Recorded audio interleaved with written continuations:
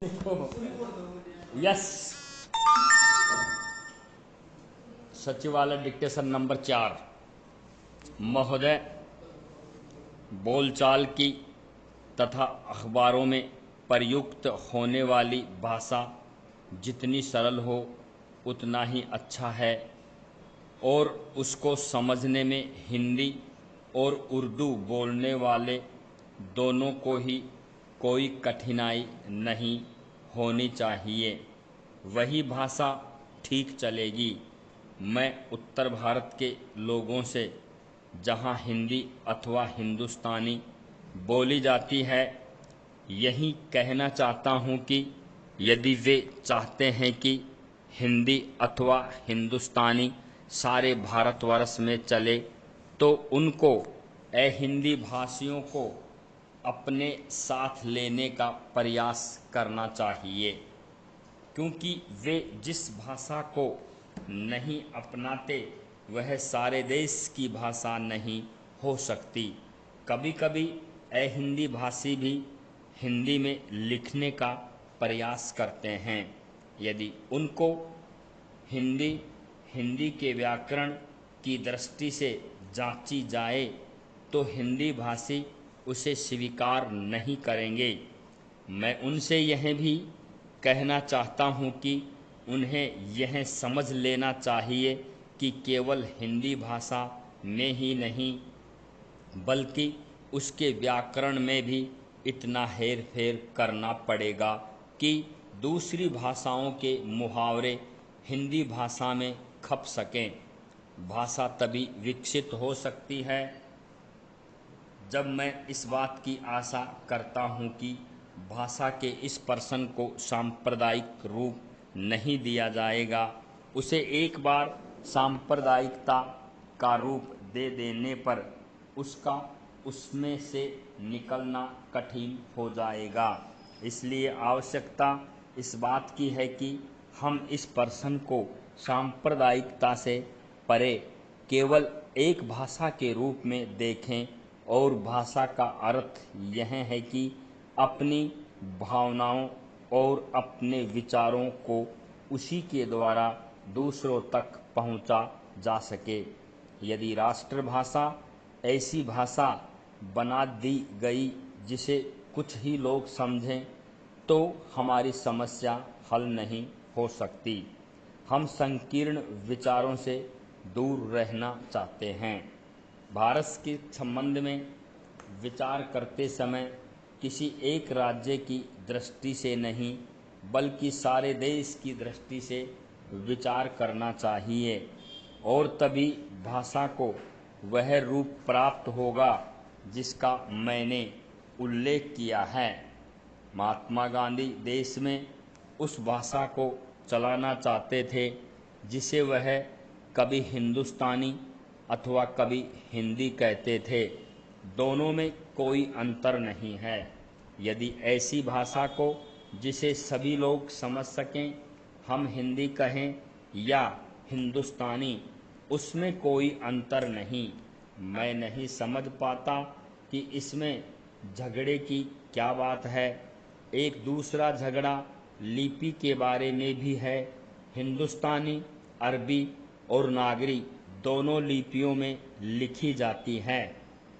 हमारे संविधान ने नागरी लिपि को ही माना है। इसमें जबरदस्ती की गुंजाइश नहीं है। यह खुशी की बात है, मगर हिंदुस्तान में जितने लोग बसते हैं हम उनके विचारों से अवगत होना चाहते हैं। यदि हम उनको समझना चाहते हैं तो हिंदुस्तान की जितनी लिपियां हैं उनको हमें सीखना होगा। दक्षिण वालों को हिंदी भाषा भाषियों से यही शिकायत रही है कि वे तो हिंदी सीखते हैं पर हिंदी वाले दक्षिण की भाषा कभी नहीं सीखते। उसी प्रकार उर्दू के अक्षर हम जानें और उर्दू की किताबों से अपना परिचय रखें तो उनमें हमारा संबंध और अधिक घनिष्ठ हो सकता है। विराम पैरा। महोदय, संसद सदस्यों से बहुधा उनके निर्वाचक उनके चुनाव में पूंजीगत स्वरूप के छोटे छोटे कार्यों को कराए जाने के लिए संपर्क करते हैं। इसलिए संसद सदस्यों की एक मांग थी कि उन्हें अपने चुनाव क्षेत्र में कार्य कराए जाने की सिफारिश करने में समर्थ होना चाहिए।